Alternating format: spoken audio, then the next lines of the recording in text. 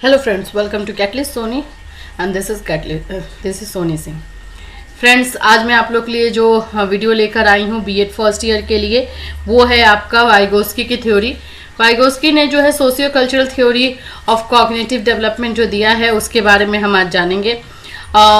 इसमें हम लोग क्या क्या करने वाले हैं, पहले तो हम ये समझेंगे कि सोशियो कल्चरल थ्योरी होती क्या है, वाइगोस्की ने इसके बारे में क्या कहा है, और वाइगोस्की का जो बहुत फेमस जेडपीडी है, जोन प्रॉक्सिमल डेवलपमेंट है, वो क्या होता है। इन सब से क्वेश्चन आते रहता है friends, specially TET CTET में इससे क्वेश्चन ज़्यादा आता है।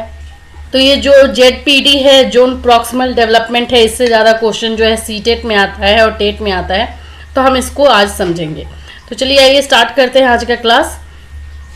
देखिए फ्रेंड्स, आप अपने स्क्रीन पर देख सकते हैं, इंग्लिश हिंदी दोनों दिया गया है, बायलिंगुअल है। Socio cultural theory of cognitive development, यहाँ पर आपको इस पिक्चर में क्लियरली दिख रहा होगा कि कैसे एक इंसान बैठा है जो कि गिटार बजा रहा है, एक बच्ची है जो डांस कर रही है, एक उसके साथ कोई लेडी है वो भी डांस कर रही है। यहाँ पे कुछ लोग जो है टेबल पे बैठे हैं जो अपने फेस पे हाथ रखे हुए हैं।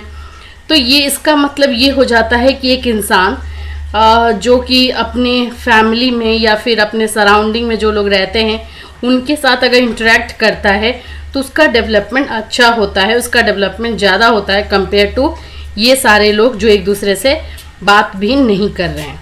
तो यही है वाइगोस्की की थ्योरी, सामाजिक सांस्कृतिक सिद्धांत मनोविज्ञान, जिसमें कि उन्होंने बताया है कि किस तरह से एक इंसान के विकास पर आसपास के लोगों, समाज और संस्कृति का जो है असर दिखता है।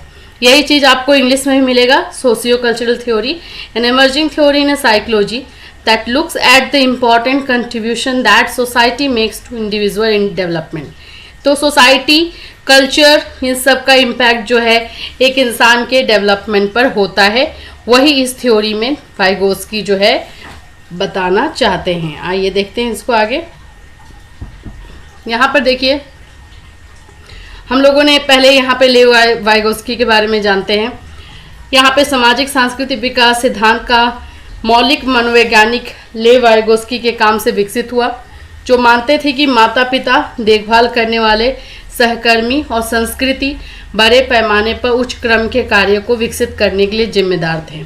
तो वाइगोस्की का क्लियरली ये कहना था कि जो भी किसी बच्चे के आसपास में जो लोग रहते हैं उनका इम्पैक्ट बच्चे के विकास पर पूरी तरीके से देखा जा सकता है, चाहे वो माता पिता हों, चाहे ब्रदर सिस्टर हो, चाहे कोई भी केयर टेकर हो, चाहे फ्रेंड्स हों, चाहे कोई संस्कृति हो, कोई सोसाइटी हो, तो इसका असर देखने को मिलता है।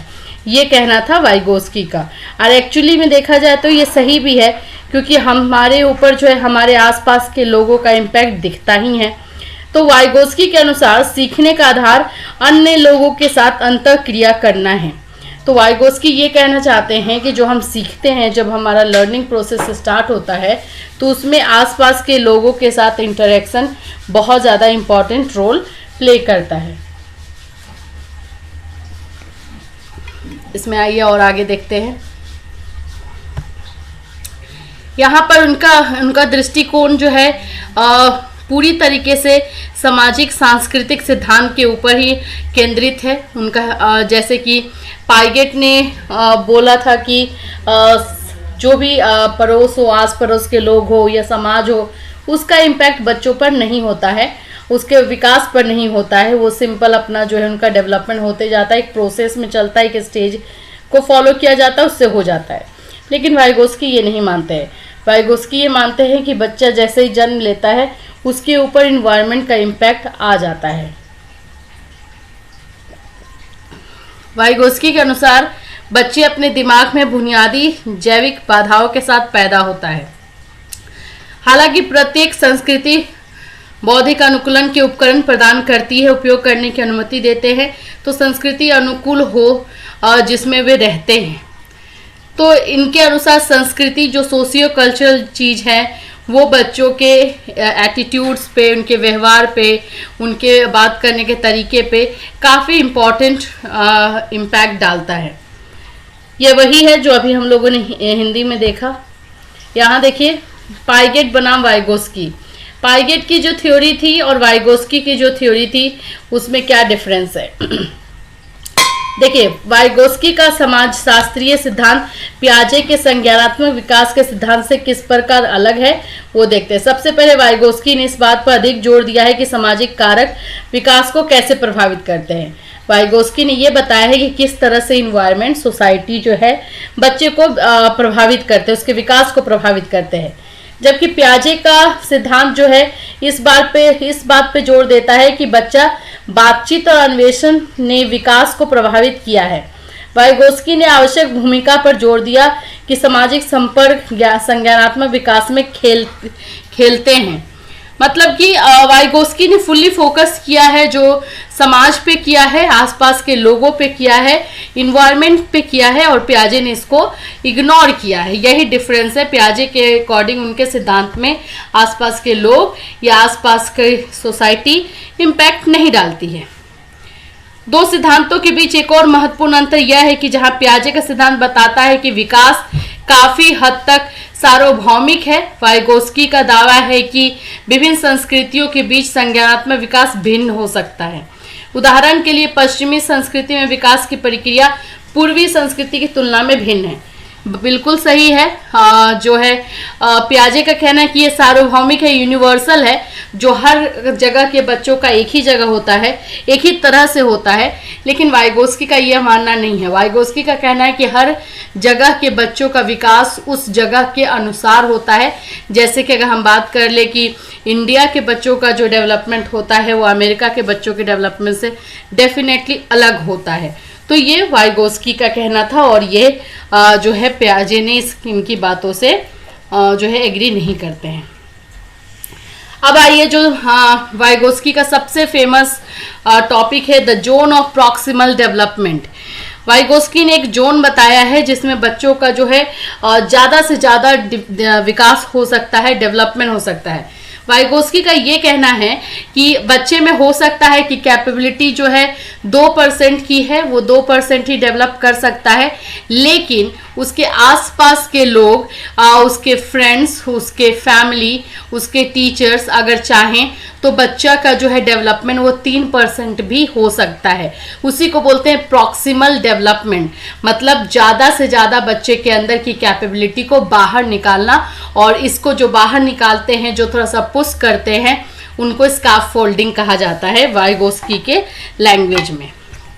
स्काफ फोल्डिंग बहुत ही इंपॉर्टेंट वर्ड है वाइगोस्की की थ्योरी में, याद रखिएगा। वाइगोस्की का ये कहना है कि बच्चे जो है वो चाहें तो उनका डेवलपमेंट जो है जोन प्रॉक्सिमल डेवलपमेंट के एक एरिया में जाकर के होता है। वो आइए मैं आपको थोड़ा सा डेटा से दिखाती हूँ। ये देखिए, ये वाइगोस्की का socio cultural theory of cognitive development है, जिसमें ZPD, जिसको जोन ऑफ प्रॉक्सिमल डेवलपमेंट बताया जाता है। देखिए, बच्चे का डेवलपमेंट जो है, ये जो ग्रीन आपको दिख रहा है एरिया, यहीं तक हो सकता है। बच्चा अपनी हेल्प से इतना ही जो है डेवलप कर सकता है, लेकिन उसको अगर थोड़ा सा मदद मिल जाए, थोड़ा सा हेल्प मिल जाए, जिसको स्काफ फोल्डिंग बोलते हैं, जो कि एल्डर्स या टीचर्स या पेरेंट्स के थ्रू मिलता है, तो ये अगर मिल जाता है तो बच्चे का डेवलपमेंट जो है ये पूरा पर्पल शेड में जो आपको दिख रहा है इतना हो जाता है। मतलब उसका थोड़ा सा डेवलपमेंट ज़्यादा में कन्वर्ट हो सकता है अगर उसको कोई हेल्पिंग हैंड मिल जाए। यही वाइगोस्की की जोन प्रॉक्सिमल डेवलपमेंट है, ZPD है, इसको याद रखिएगा। अब आइए देखते हैं कि वाइगोस्की की थ्योरी जो है किस तरह से इसमें इम्प्लीमेंट होती है, प्रैक्टिकली इसको कैसे इम्प्लीमेंट करते हैं, स्पेशली इन द क्लासरूम। अब देखिए कि जोन प्रॉक्सिमल डेवलपमेंट को समझने के बाद, इसके समझने के बाद हम ये समझ चुके हैं कि बच्चों के लिए जो क्लास में पढ़ाने आ रहे हैं टीचर, वो कितना इम्पोर्टेंट रोल प्ले करते हैं अकॉर्डिंग टू वाइगोस्की। तो जब हम बच्चों को जो है ये बता दें कि बच्चे, जब टीचर को ये पता हो कि वो काफ़ी इम्पोर्टेंट रोल प्ले करने वाले हैं, तो वो और से ज़्यादा बच्चों की हेल्प कर सकते हैं और उनको समझ करके, उनका आकलन करके और फिर उनको जो है सही दिशा दिखा करके, सही इंस्ट्रक्शंस दे करके बच्चों का डेवलपमेंट होता है। ये कक्षा में, ये क्लासरूम में वाइगोस्की की थ्योरी को इम्प्लीमेंट किया जाता है। दूसरा इम्प्लीमेंट किया जाता है उनके निर्देश और पाठों की योजना बनाना और व्यवस्थित करना। मतलब कि जो हम करिकुलम बनाते हैं उसमें भी हम लोग जो लेसन बनाते हैं उसमें भी हम इन सारी चीज़ों को ध्यान में रख करके कि हर एक बच्चा एक दूसरे से अलग होता है, तो टीचर ही समझ सकता है कि कौन बच्चा कैसा है और उसका डेवलपमेंट कैसे हो सकता है, क्या उसकी एबिलिटी है और उसकी एबिलिटी से कैसे उसको और ज़्यादा से ज़्यादा करवाया जा सकता है। तो उसी के अकॉर्डिंग योजना बना के, प्लान बना करके, लेसन रेडी करके टीचर कर सकते हैं। वाइगोस्की की थ्योरी यहाँ पर भी काम आती है। वही है यहाँ पर भी उनके क्षमता के स्तर को और सुधार करके। फिर है मचान, that means scarf folding. Scarf folding को हिंदी में मचान कहते हैं, जहाँ शिक्षक बच्चे को एक लक्ष्य की और उत्तरोत्तर आगे बढ़ने के लिए विशिष्ट संकेत प्रदान करते हैं।